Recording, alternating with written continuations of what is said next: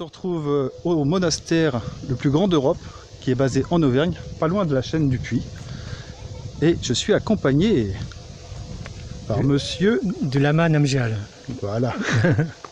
Donc moi je voulais savoir comment vous avez fait pour arriver en Auvergne et vous mettre ici, vous établir ici. En fait, nous, on a commencé le bouddhisme tibétain en Dordogne.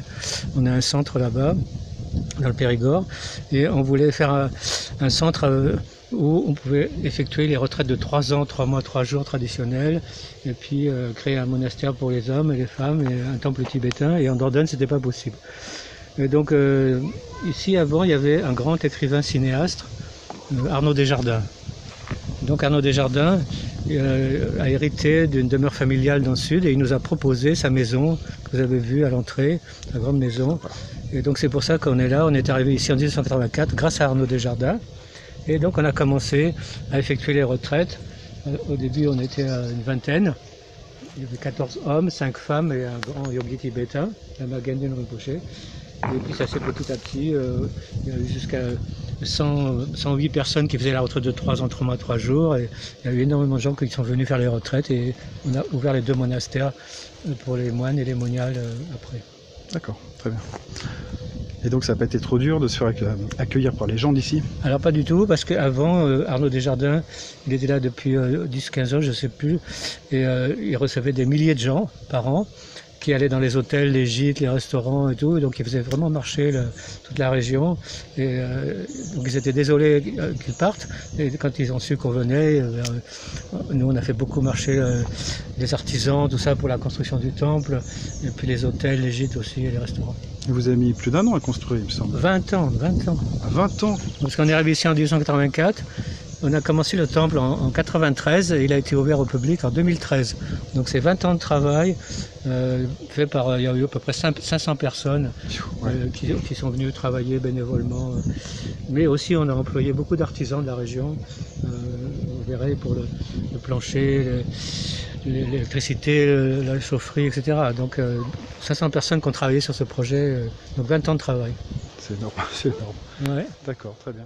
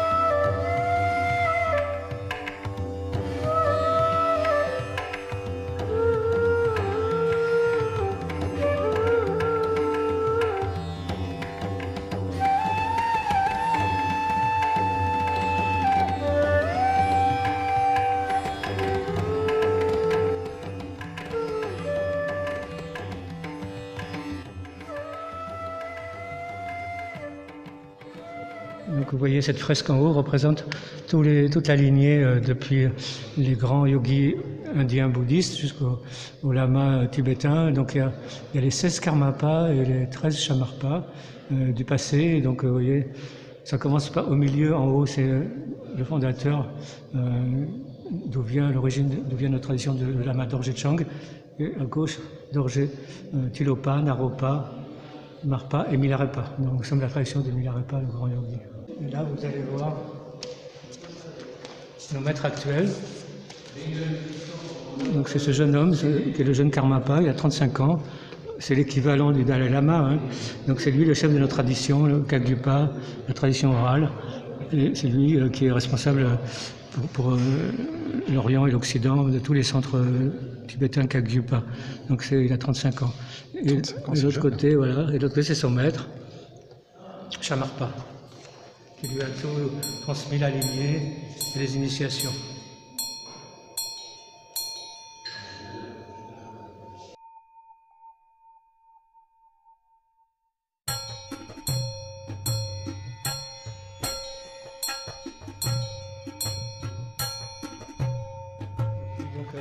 On a eu la chance en 1975 qu'un grand yogi tibétain, un grand maître de méditation qui avait passé sa vie dans les grottes et les ermitages au Tibet, il a fui le Tibet dans les années 1859 et on a eu la chance de l'avoir ici. Il a été envoyé par les lamas tibétains pour nous enseigner ces fameuses retraites traditionnelles de 3 ans, 3 mois, 3 jours où l'on effectue les méditations, les yogas tibétains, on étudie la philosophie.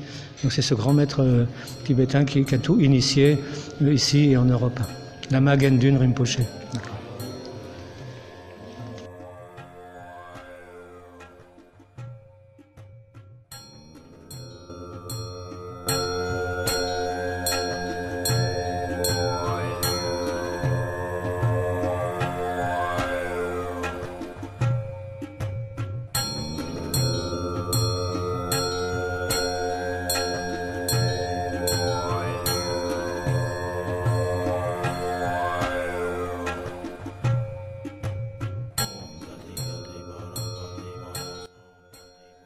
Historique qui est apparu il y a 25 siècles, c'est-à-dire il y a 2500 ans, 5 siècles avant Jésus-Christ, et c'est lui le fondateur du bouddhisme.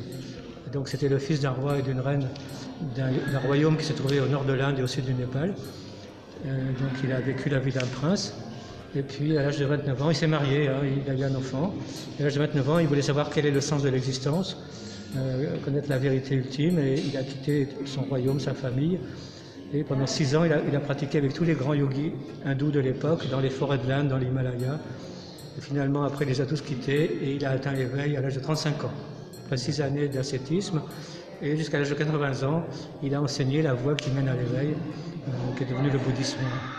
Donc, vous voyez, il tient dans la main gauche le bol d'offrande. À l'époque, ils allaient mendier leur nourriture 1 fois par jour avant midi et ils revenaient pour partager avec les trop vieux, les trop jeunes et les malades. Et il prend la terre à témoin de son éveil. Donc c'est le Bouddha historique, quand vous voyez cette représentation. Et de chaque côté, il y a ces 2 disciples principaux, Shariputra et Mogdalana. C'est compliqué.